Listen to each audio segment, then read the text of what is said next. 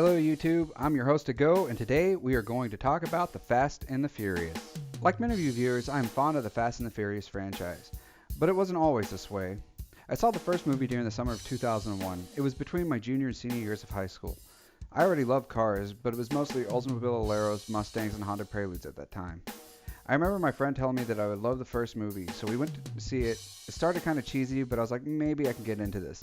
Everything was fine. Heck, there was even a GTR in the film. Even though it was parked and not racing, I told myself maybe later. The first race started with that beautiful RX-7. I'm a rotard, so I love RX-7s. And then when he turned on the NOS, that's how it was said before this movie. It was a brand, so we called it nitrous, but it was also NOS. It showed the beauty of a rotary engine. It was to me a good sign. Then the actual race happened, and it all fell apart for me. Danger to manifold. Boom! The floorboard falls out. It just didn't make sense to me. Then you would think the car was fried, right? Oh no. All of a sudden, it can escape from the cops, but that wasn't the worst part in this series of scenes. After they escape, there's an Asian gang in tight leather pants on motorcycles. They show up. They shoot the car, and Spillner and Dom look at each other and yell, "NOS!" I mean, the car did get all blowed up, and it looked pretty and all, but NOS doesn't explode that way. I know I was being nitpicky, but the movie also ruined the Supra for me. 2 months before this movie came out, the prices were starting to come down on them, along with, RX-7s and 300ZX twin turbos. Then after this movie came out, I felt like my dream cars were becoming more and more expensive.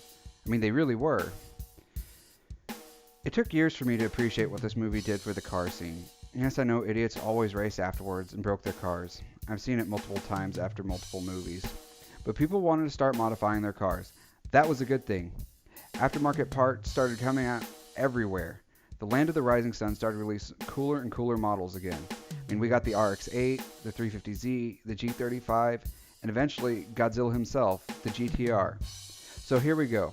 This is my list of how I rate the movies, in my humble opinion, worst to best. Too Fast and Too Furious. While my least favorite, I still enjoy watching this movie. I saw this at the theaters with my friend Forrest. I do appreciate this one more now that it introduced us to Tej and Roman, two of my favorite characters. This movie was entertaining, and I watch it every now and then, but I guess we ain't hungry no more. The Fast and the Furious.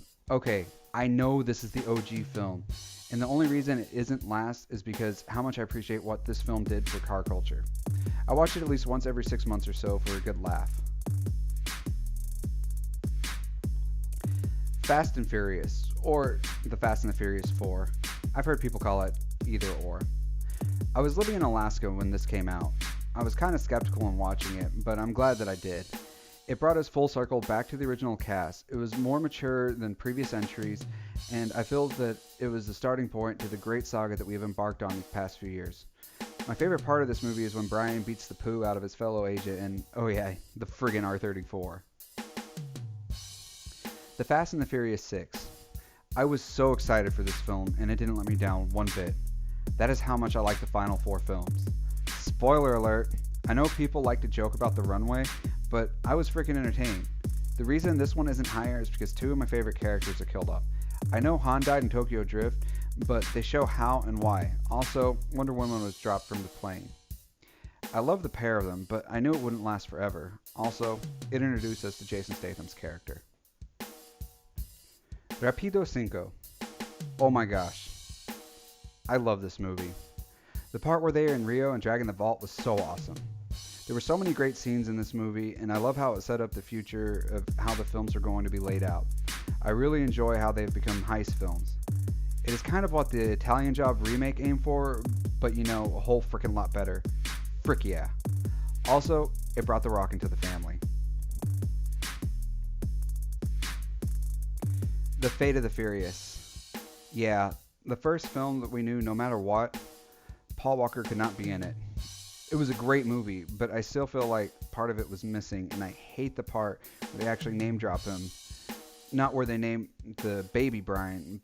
That got me in the feels.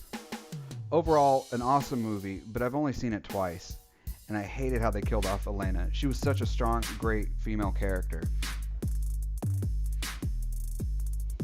Furious 7. Oh, Jeebus. Where do I start with this one? I love this film. I still agree with the general consensus about this one. You know, the only film where a grown man can cry and no one will say anything about it. The whole film was like me, you know, a giant bag of awesomeness. Then we have that ending.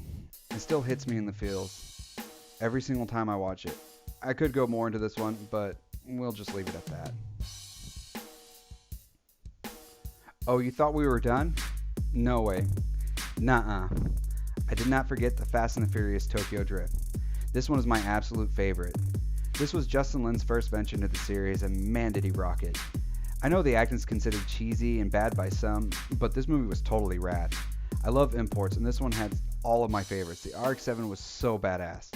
I love drifting. I also loved how those smart-ass kids wrecked their S2000 Evo trying to drift after the movie was over, but that's a different story. I watch this movie all the time. Han is one of my favorite characters in the series, probably actually my favorite character in the series. Word on the street is he's the same Han from Better Luck Tomorrow. Yes, I know he is the same actor, but I mean the same character. Like stated above, at first I didn't like this series, and now it's one of my favorites. It has cars, action, memorable characters, and in my humble opinion, you know, the only one that matters at this point, an awesome story arc. I hear they are working on more, and I'm okay with that. Please keep up the good work. Leave your list in the comments below or share your thoughts. Please hit the like button if you like the video, and don't forget to visit carmod.net and create your own profile and show us your ride. We'll see you in the next video, and remember, keep living your life 1/4 mile at a time.